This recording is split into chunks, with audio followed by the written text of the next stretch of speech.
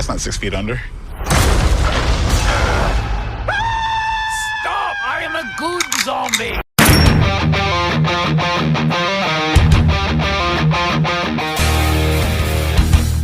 Hello friends, my name is Stevie Cade and welcome to Film Trigger. Hocus Pocus 2, and we got a sequel after almost 30 years. Like most people my age in their late 30s, this movie means a lot to me. It just holds a very special place in my heart. There's a story about this movie I'll go into during my review that just makes this such a comfortable movie for me.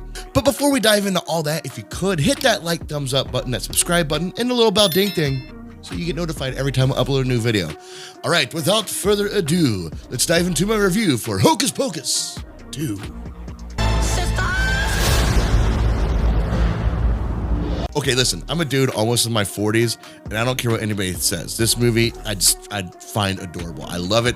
One of my best Halloween experiences has this movie involved in it, and it's kind of odd because I was grounded, so like I wasn't allowed to go out and trick or treat, but my parents were letting me pass out candy. Now, here's the fun part. My parents went out and did a whole wining and dining night for themselves, left me home alone, and then there was a thunderstorm, so none of the other little fuckers could go trick-or-treating either. So it was a wash for me. My parents ordered me pizza, and I stayed there, and I watched Hocus Pocus for the first time on Halloween night, and my God, it will never leave that special place in my heart. So let's not hold this up any longer. Let's talk about what I do like about this film.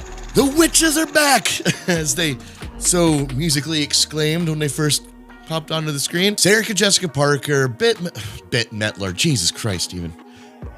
Bette Midler is the name, and Kathy Najimy are all back, and they're all doing fantastic job. Like, they didn't skip a beat. They brought their A game, and the Sanderson sisters were back 100% on the screen. Nothing changed about them at all. Yeah, they look a little bit older, but who gives a shit about that? They did a wonderful job capturing the same magic of the first movie.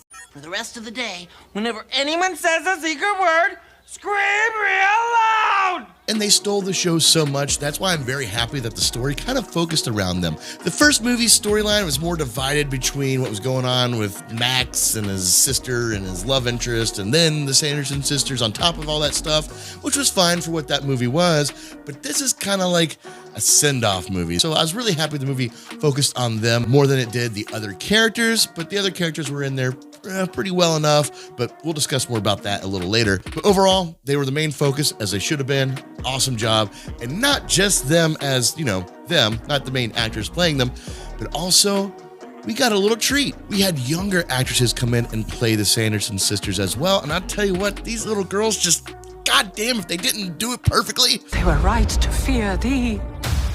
Magic has a way of uniting.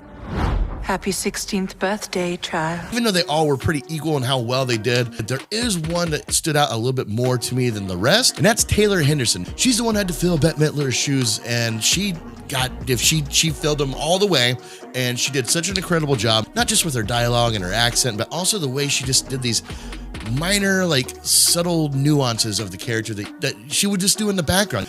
I really hope we get to see more of her moving on. Maybe even a prequel? I'm just saying, if you're going to do another Hocus Pocus sequel, they didn't really set up a good sequel to this one. Again, we'll talk about that here in a little bit. But a prequel, especially with these younger girls, yes, do it. I want it. Disney, make it happen.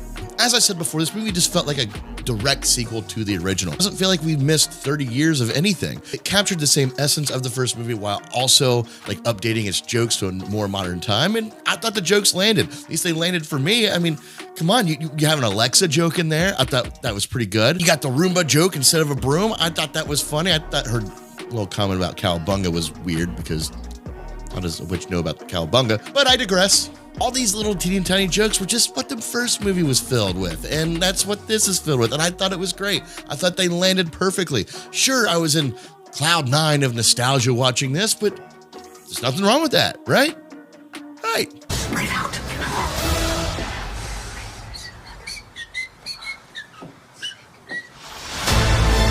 And Fletcher, who directed this movie, really captured the magic of the first film. One part about this movie that I really did enjoy was the bit with the Sanderson sisters where they were kind of forced into a drag queen like competition. It was a very fun moment for me. Since we still use the word inclusive in movies today because it's not quite part of the norm yet, unfortunately, to me, this was inclusive done correctly. So Disney, good job with that. I really appreciated it. And it was a fun bit. It was a good part of the movie. It didn't play into a narrative or anything like that. It was just there because people are people. And again, harping back to the story element of this movie, I really felt this story was done appropriately. It didn't take itself too seriously, and there was a nice little like tie-in to the first movie, like that was obviously added in later because we didn't see the character that tied it into the first movie. In the first movie, it wasn't like shoehorned in there. I mean, technically it was, but it didn't feel like it. It was a very organic story. So burnt? Where did you get that candle? The book is alive. He woke up?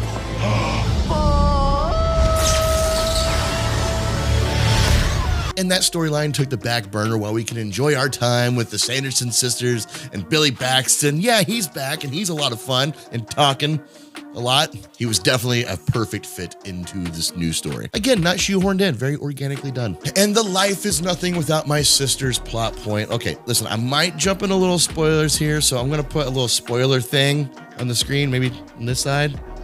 Yeah, we'll put it right here. It was a little too on the nose when it comes to, if you compare it to the Infinity War Soul Stone storyline, it's the same exact storyline. In order to take the stone, you must lose that which you love. A soul for a soul.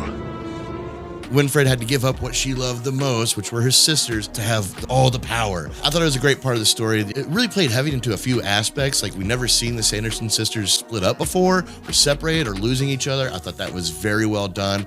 And it also brought up a narrative of the book, having his own like thoughts and decisions and, what he does or does not want to do. Ultimately, he has to listen to the witches, but he can suggest, no, let's not do this. And that was one of the main driving points of this spell, is that the book did not want to do it, but he didn't quite say why.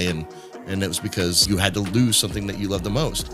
And yeah, that's it. Well, that, and he's also an eyeball, so he couldn't literally say it, but you get my point. Unfortunately, this aspect of the movie, not really this aspect, but the pacing of it is going to bring you into what I'm on the fence about when it comes to this film. Pacing of that scene was really too fast. And what I mean by that is, we can get rid of the spoilers now. Go away.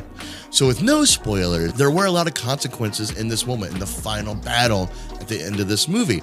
And those consequences really could have played out a lot more heavy, especially with Winifred. Like, she could have literally just went on a rampage instead of handling that situation how she handled it. I actually would have liked to have seen that, but they tightened it up and they closed it up really fucking quick. It didn't take me out of the movie too much or anything like that. That's why I'm on the fence with it. But all in all, I really would have liked to have dove a little deeper into that concept. The music. What do you mean the music? It's Hocus Pocus, for crying out loud. Yes, I know. And the music wasn't bad. It wasn't bad. As a matter of fact, one of my main issues with the music was something that was carried over from the first movie, and that's where the Sanderson sisters kind of do a rendition of a popular song that they would have no reason of knowing, and they did that with this one. They did a song that is very popular, but then they add their own stuff to it, and their own stuff that was added to it was really good. But the whole time, I'm just thinking, how do they know this song? How do they know it? Do you know? Logistically, it doesn't make sense. It's kind of my job to dive into some logistics every now and then, so I'm pulling that fucking card out. Logistically speaking, no, the Sanderson sisters would have no clue that these songs exist, much less how to do a remix of them. Another reason why I'm on the fence with the music in this movie is the way it was introduced. As soon as the Sanderson... God, I'm gonna have a lot of trouble with that name. As soon as the Sanderson sisters show back up, they immediately jump into this song, and it was so off-putting. The witches are back! Like, okay, like, we get it. Calm your tits. I would have put this on what I don't like, but it seemed like the movie was also making fun of it a little bit. You would kind of get this third-person perspective where other characters are in the background watching, going, what the hell are they doing? The music was well done. The way it was introduced right at the beginning, and just them doing a remix of a very popular modern song, it's on the fence. My on the fence. It doesn't mean I hate it. Just, Now moving right along with what I don't like about this movie. And there's only one real particular thing that I'm not a fan of when it comes to this film, and that's the magic. Good screaming, everybody. Becca being the new character, like the new human lead role. I have a gift for my favorite customers. Legend has it, it's on the 16th birthday that a witch gets her powers. That aspect of this movie was just really just shoved in there. No explaining the who, what, why, where, how, or anything of it. It's just like, powers, because. It was very plot driven. We need a way for these teenagers to combat these witches, and here's it. This is it. This is how it happens. We should get some salt. Why? So it tastes better when they eat us? Overall, I had a great time revisiting this story, revisiting the Sanderson Sisters, revisiting Salem on Halloween. It's a fun, stupid movie. I mean, it is what it is, right?